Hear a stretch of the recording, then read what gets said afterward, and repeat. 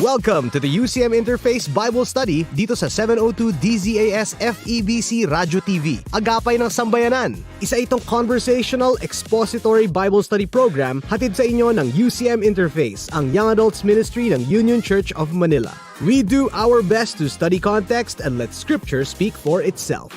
Ang programang ito ay isang teaching ministry ng Union Church of Manila, a church of many nations committed to making disciples who are transformed by the gospel of Jesus Christ. Sa season na ito, pag-uusapan natin ang Book of Jonah. It's a very short book, 4 chapters, 48 verses total, and a very familiar story for most people, and may even be one of the most popular prophets in the Old Testament, especially with kids' material. But don't be fooled, this is packed with learning about God's character, mercy, love, and grace. Sa episode na ito, we'll be discussing Jonah chapter 1. My name is Gutch, commercial voice artist. Ako si Rainier, Director ng Young Adult Ministry sa Union Church of Manila. I'm Anna. I'm an artist and I also teach elementary students.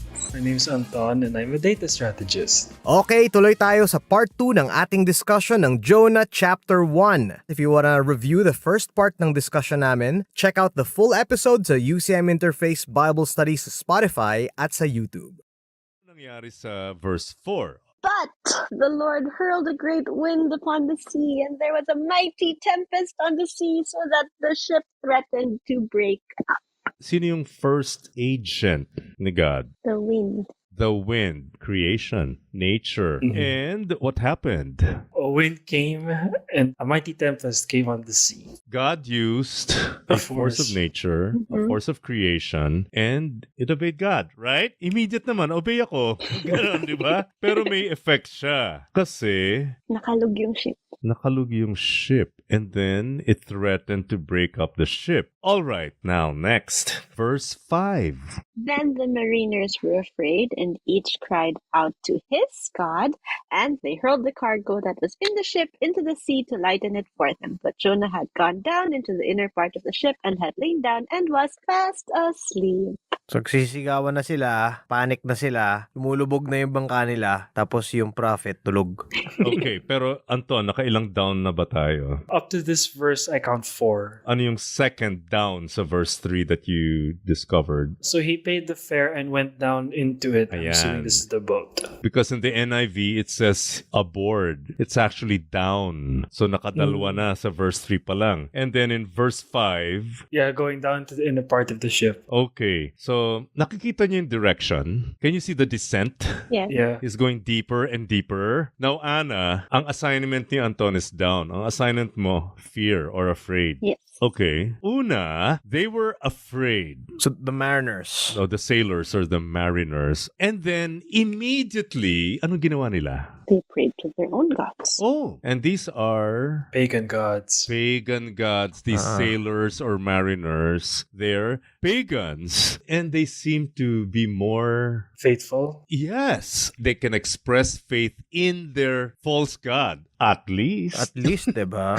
May faith sila. And then they found a solution. Anong unang ginawa nila? They lightened their load. Oh, we need to lighten the load. Versus Jonah, he went down below the deck and Tulog. fell asleep. Contrast, pagan sailors versus Yahweh's prophet. Such a sad comparison. And yes, what does this signify? Is this just physical sleep? Well, he's really running away from the Lord's call. So it's not just a physical running away. He's also kind of going... Spiritual. Parang Yes. ayaw niya talaga. Yes. Oo. This is God's prophet who was supposed to fulfill his mission. He refused to do that. And you see what happens with spiritual sleep? Anong epekto mo sa iba? It was a problem for everybody. Yes. And sometimes we think that my sin is just my sin. It's private. It's personal. Yes. But May impact pala sa lahat ng tao. meron. It's like one light of the Lord has dimmed out and that's affecting the full brightness of God. Exactly. This is not just physical stupor, sleep. This is spiritual stupor. And this is what happens if God's people become spiritually numb. May epekto pala tayo. Hindi mo pwedeng sabihin, katawan ko lang naman to eh. Personal ko lang naman na buhay to eh. Ako lang ito. No. Right? And you're a prophet. Ano nga yung sinabi dun sa nung lolo ni Peter Parker? With great power comes great responsibility. Di ba? Kulang na lang nasa Bible yung quote sa Spider-Man. Di ba? It's very, very true. Our faith cannot be compartmentalized. It cannot be privatized because God affects all of life. And we too can affect all of life. And so if we disobey, may impact siya sa iba and other people can suffer also because of our sin. Alright, so ano ngayon? Sino yung next na kumilos? Verse 6. So the captain came and said to him, "What do you mean, you sleeper? Arise, call out to your God. Perhaps the God will give a thought to us that we may not perish." So yung captain naman, yung nag-move. Captain naman, una yung pagan sailors, now the pagan captain. Sila yung kumikilos. Kumusta naman si Jonah? Ginising, di ba? Oo, because he's very indifferent. Yeah. Nakita niyo yung indifference niya sa mga everything that's going on? Very calloused. Unlike the captain, Who's actually doing something. very proactive. Yeah. And even yung message niya dito, di ba? Call out your God. Call out your God. May piety pa siya somehow. And then ito yung prophet of God. Pero kilala na ba nila si Jonah at this point? Hindi No. pa nga eh. Yun nga, Hindi nagtatago pa nga siya. Okay. Yeah. Parang nakaka-shock lang later na parang, ay, Christian pala yan. Oo, kasi nakikita ko yung mga comments sa Facebook eh. Ay, yung mga ganun. And then, eto pa. Yung mga sailors, in verse 7, let's see what they did. And they said to one another, "Come, let us cast lots, that we may know on whose account this evil has come upon us." So they cast lots, and the lot fell on Jonah. Again, who's taking charge of the situation? The Pagans. sailor. The pagans. So na naman. Para lahat na ng ibang characters yung gumagalaw. Oo, si Jonah, tutulog-tulog. Walang pakialam. Itong cast lots, parang dice to, di ba? Yeah, parang yung mga ganun. bones, mga ganun klase. This is like an ancient way of trying to determine the will of the gods. Ganun yan eh. So ito yung ancient magic 8 ball, kumbaga. Parang ganyan. Parang ganun, Oo. So far, sino rin yung mga agents ni God dito? Yung una, nature. So we have the wind. Then you have the pagan sailors, Yung captain. the captain, and this time, The lots. lots. The next agent. Kasi, sino ngayon yung na-expose dito? They cast lots and the lot fell on Jonah. Nabisto na siya. So, I hope you're seeing the pattern. God had different agents. Yeah. They're being used to slowly reveal the truth. And now the truth has come out. Eto na, si Jonah pala. So, what was their question in verse 8? Then they said to him, "Tell us on whose account this evil has come upon us. What is your occupation? Where do you come from? What is your country? And of what people are you?" Una, kasi tell who is responsible for making all this trouble for us. Alright? Okay. The next one is, Ano ba what trabaho mo? kind of work do you do? That question actually means, whom do you represent? Oh. Kumbaga, anong kumpanya mo?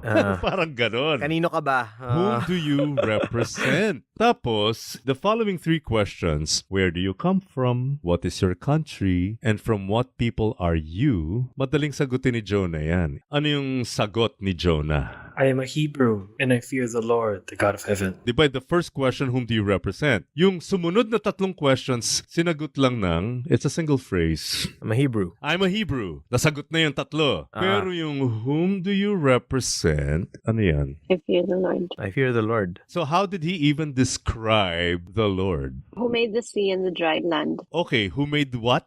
The sea. And he plans to escape by By sea. sea. Which I am trying to Natakas na escape. talaga sa sea. Siya yung nga yung gumawa ng sea. Diba? Oo, di ba? Kumusta naman? Nakakatawa lang dito, diba? I fear the Lord. Talaga? Talaga bang I fear the Lord? Right. Yes, because this is the hardest question for Jonah to answer. Why? When you say, oh, what kind of work do you do? I worship the Lord. I fear the Lord. It's a question about your Loyalty. allegiance, Yeah. your commitment, your loyalty. Yun eh. That's the hardest question for Jonah to answer. And he is the Lord who made the land and the sea. How can you run away from the one who created the sea and you're on a boat?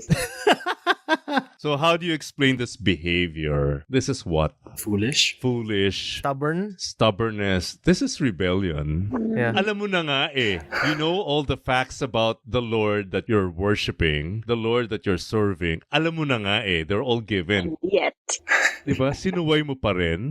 That's rebellion. But can you also see the senselessness of our rebellion against God? Yeah. Right? Tuloy pa natin. Verses 10 and 11. All right, so the men were exceedingly afraid and said to him, "What is this you have done?" For the men knew that he was fleeing from the presence of the Lord because he had told them. Then they said to him, "What shall we do to you that the sea may quiet down for us?" For the sea grew more and more tempestuous. So may fear na naman. May afraid na naman. Pang-ilan na yan? Pangatlo. Pangatlo na siya. So this could also be translated, what have you done to us? Dinamay mo kami sa pinaggagawa mo. Dinamay mo kami. What have you done to us? Kita mo yun? Because of his disobedience, he put the lives of these pagan sailors at risk. Pero parang wala siyang Why? pakialam. Who cares? We're just gonna sleep it off. Wala. I don't care about your lives. Wala siyang pakialam. Wala talaga siyang pakialam. But I guess you can see the contrast ng pagan sailors and then our prophet, Dove, the son of faithfulness. So,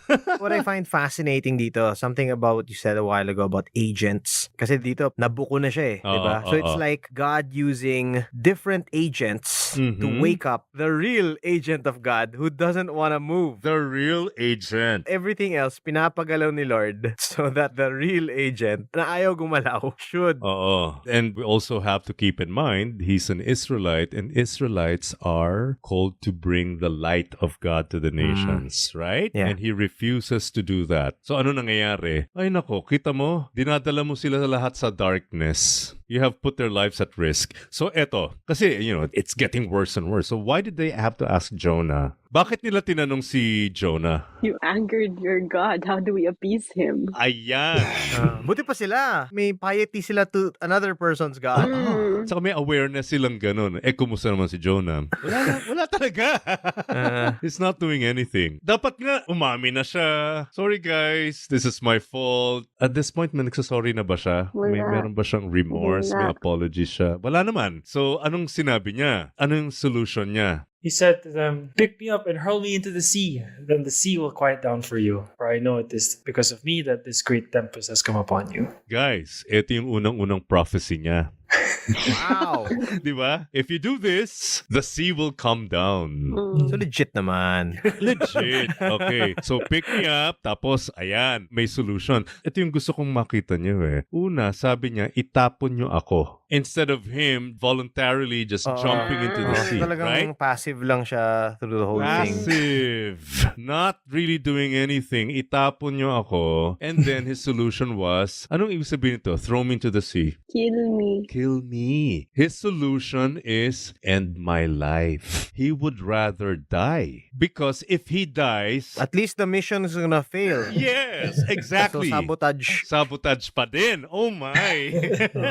Wala talagang remorse. And so far, this is all about Jonah himself. Yeah. Whereas the sailors were concerned about everyone, even Jonah's safety. In fact, did the sailors want to do it? Okay, Anna, please read verse 13. Nevertheless, the men rowed hard to get back to dry land, but they could not, for the sea grew more and more tempestuous against them. Ay. So you would expect na the pagans, sige, we'll save our lives, we'll throw you out. Pero dito, we won't do that. You're valuable. Oh, yeah. At least ino-honor pa nila yung buhay ni Jonah. Even if Jonah was the reason why their lives were at risk. Diba? Isisave pa rin nila, grabe. Isisave pa nila Bayani. si Jonah. Nakikita niyo ba yung contrast ng pagan sailors versus Jonah? So I hope you can appreciate that. Okay, tingnan natin, review natin so far what these pagan sailors have done. Una, they tried calling on their gods. Number two, they tried to lighten the ship. Very proactive. Yung lighten the ship, we'd rather lose this stuff than lose our lives. can lose our lives, including Jonah's life. Oh, Yeah. including Jonah's life. Yes. Yeah. They value everyone's life. Over stuff. Over stuff, over material things. Diba? Okay, Grabe, and then no? they asked Jonah to pray. Sumunod, nag-cast lots pa sila. In-interrogate si Jonah. And then, nag-row. Row your boat. So they did everything. And Wala. wala. Lalo pang lumala yung storm. So each time the storm was mentioned, palapit na sila ng palapit sa katotohanan. Itong mga sailors na to. So, in verse 14, Therefore they called out to the Lord, O Lord, let us not perish for this man's life, and lay not on us innocent blood. For you, O Lord, have done as it pleased you. who now is calling on the Lord? Pagan. The pagans, after learning that, oh, he's the Lord, he's the God who created the seas and the dry land, has Jonah called the Lord? No, No. he has No. not. Time, ano? Wala talaga. Wala. And he's supposed to be a Prophet. prophet. Nauna pa yung mga mariners na mag-pray to the Lord kaysa Mag-pray. yung sumusunod sa kanya, di ba? Right. Biro mo yun, nabuo agad yung conviction nung sailors, the pagans, when they witnessed the power of God. Whereas Jonah's concern, his only concern was, how do I not get involved? How do I sabotage this mission? Yeah. In verse 14, sabi, don't take it against us, right? Sorry, Lord, papatay kami. Oo, may konsyensya. Si Jonah ba may konsyensya? Now, eto na. So, verse 15, So they picked up Jonah and hurled him into the sea, and the sea ceased from its raging. So sila pa rin yung mover, di ba? Sila pa Pinagis na nila din. si Jonah. sila lang kumikilos. Pero, ano naging impact nito dun sa sailors? Verse 16, Then the men feared the Lord exceedingly, and they offered a sacrifice to the Lord and made vows. okay, so Anna, you counted Fourth? 4. So itong greatly feared, they feared a great fear. Ganun yan sa the literal translation. So, nag-pick up na to the height of fear. Oo. Kasi fear, and then ngayon is greatly feared. Feared exceedingly. Intensified na yung fear of Yahweh, of the Lord. And then, what did they do? Offered sacrifices. Oh, wow. May worship na. And then, May vows. ay may vows. So, sila pa yung nag-vow. Sila pa. Compared dun sa prophet na may dapat na may vow. Siya yung may Yeah. vow. Wow. So, lahat ng in-expect natin na dapat ginagawa ni Jonah, hindi niya ginagawa, and guess who was Doing fulfilling everything that this prophet should have been doing? The pagans. Pagans. Everybody around him. My. Yeah. And then in verse 17, And the Lord appointed a great fish to swallow up Jonah, and Jonah was in the belly of the fish 3 days and 3 nights. okay, gusto ko i-reserve natin tong verse 17 sa next episode. Kasi tuloy-tuloy pa yan yung the mention of the fish in verse 2. And this is where, again, yung may reference si Jesus sa Matthew and also in Luke. Right. We will talk about this in the next episode. Okay. Sure. For now, it is very clear to us that anong nangyari kay Jonah? Everything happened to Jonah, but si Jonah yung hindi gumagalaw from the very Okay, beginning. I think the only thing he did here was just run. And nagbayad siya. Nagbayad pa, di ba? Nagbayad pa siya para hindi gawin yung trabaho niya. Yes. He had yes. one job, and the one thing he did was to not do that job. Okay, ibig sabihin, very deliberate yung action. Yes. Hindi to yung, ay, honest mistake, napabayad lang ako. Hindi ganun eh. It was intentional. So this was his rebellion. Okay, Yeah. may tanong din ako sa inyo. So nakita natin dito yung stubbornness ni Jonah, his rebellion. Do you think he just woke up one day and then he was like this, rebellious and stubborn? Oh, no. No. He was probably a very nice kid and then became a prophet, probably a very faithful prophet. I mean, considering meron siyang track record of being a prophet dun sa 2 Kings meaning active prophet siya. Hindi to Okay. one-time thing. Pero chances are, nga, parang nag-grow na siya ng bitterness eh. Yes. Understandable though. I mean, Maybe it crept up on him slowly. Kind of like you said, maybe he was that good kid growing up. Ganyan, he became a prophet. And then kind of slowly the bad news started coming in. Now, oh, this is what the Assyrians are doing in here and here. And then as he hears that and as he is justly outraged at the things that these people are doing, that feeling in and of itself is probably not bad. But the effect on him might have been that nilamon siya nung anger na yun. And then he forgot his proper job and instead focused more on these people. They deserve this, they deserve this, they should all go to hell. Destruction. Parang ganun. Yeah, like he started thinking that he knew better than God what should happen to these people. Okay, Oh, so may yeah. tension. Because I also want justice. May tension nung justice na gusto mo, justice on your terms, versus God's justice. Remember, at the start of the chapter, it recalls what happened in Genesis 4, Cain and Abel, and then Exodus. Evil has come up before me. There. And God's way of dealing with wickedness is to give a second chance, or maybe many, many chances, to the perpetrators of injustice. I don't like that. What? I mean, we laugh at Jonah, pero it's so relatable. If we would consider certain people, whoever it is that we would consider as quote-unquote our enemies, I don't think they're as bad as the Assyrians. No, Considering they're yung not as mga- bad as the Assyrians. Diba, dinescribe mo yung mga Assyrians. So ito yung pinagagawa nila sa mga kapitbahay ni Jonah, sa mga kamag-anak ni Jonah. Diba? I don't think, I don't know, we can understand yung that type of anger that he had. Pero at the same time, he had a calling. Right. Bakit kasi nagkakaroon tayo ng ganitong conflict with God's vision of justice, of life, anything? Because we want to call the shots. We think we know better. Kaya nga diba, na parang, Lord, ba't ganito yung nangyayari? If I were God, I would do this. Which means, Lord, I know better than you. Right, right. Ang mahirap dito kasi pinapapunta si Jonah dun sa territory ng enemy to send a message of hope, Compassion. compassion, second chance. So you don't stop bringing that kind of message, or the message of God, this message of hope, of reconciliation, of forgiveness, of love, steadfast love, His compassion. You don't stop. Never withhold it. Ang hirap. Ang hirap. You know what's interesting about that then is that, syempre, throughout when I was preparing for this material, it really, really made an impact for me yung 3 times sinabi tong away from the presence of the Lord. Sa mga kids materials, usually, he didn't want to do what God wanted him to do. Pero dito, it specifically said, he fled from the presence of the Lord. So hindi lang siya, I don't want to do what you want. If we don't obey God, we do not want God. That's correct. Because God is the source of all compassion, love, forgiveness. And we don't want that. We don't want this God. Yeah, itong theme na to, moving away from the presence of God, nagsimula yan sa Genesis chapter 3. Naging pattern na siya sa atin. Remember when Adam and Eve sinned, they usurped God's authority. They were placed on the east side of the garden. And then Cain. Ano nangyari kay Cain? Yun, farther east. Right? And then when the people built the ziggurats, or the tower in the Tower of Babel, they moved eastward again. Away from the presence of the Lord. Pero interesting kasi ngayon, the one who's moving away from the presence of the Lord is the prophet. It's a choice. It's his choice. I think Jonah here represents Israel. Kasi di ba, Israel was called to be a light for the nations, but they refused it. They don't want to fulfill their vocation. Ito yung nire-represent ni Jonah. It's like even the very people of God are moving away from God. And when we move away from the presence of God, look what happens. We bring death, not life. Kaya tinan mo yung effect nga dun sa pagan sailors.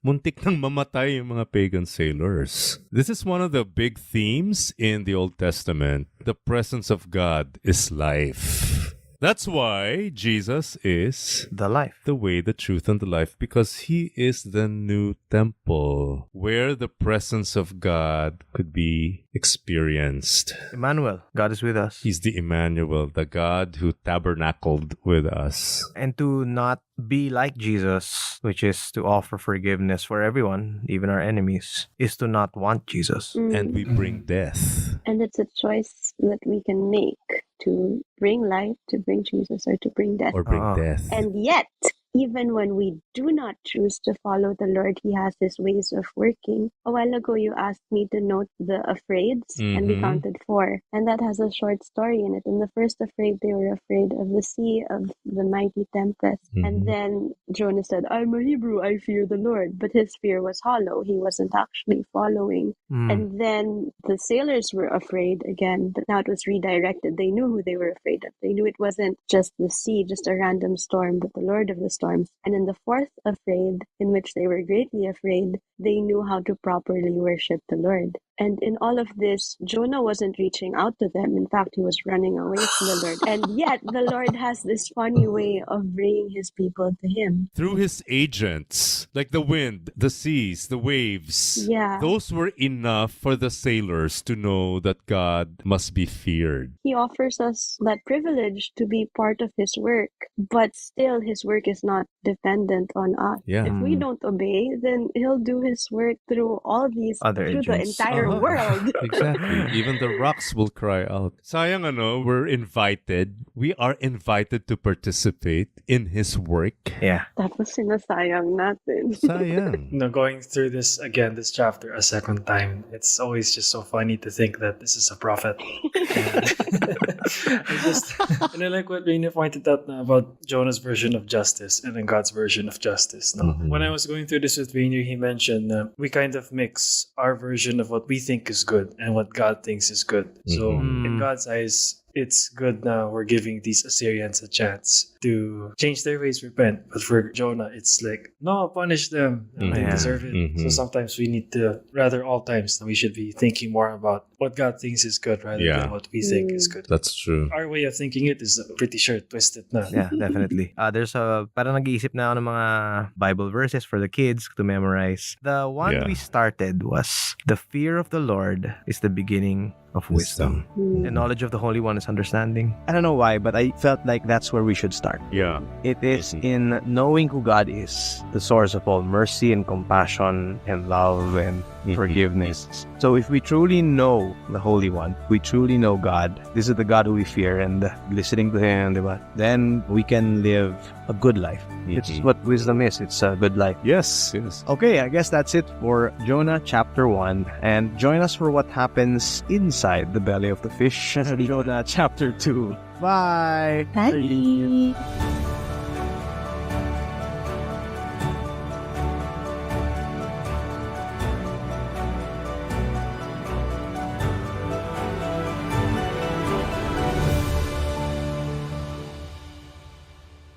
You have listened to the UCM Interface Bible Study here at 702 DZAS-FEBC RadyoTV Agapay ng Sambayanan. Please like and subscribe to our YouTube channel, 702 DZAS-FEBC RadyoTV, and Facebook account, 702 DZAS-FEBC Radio. Hear our full episodes on Spotify, YouTube, Apple Podcasts, Google Podcasts, at marami pang iba. Join us at Union Church of Manila, Rada, Corner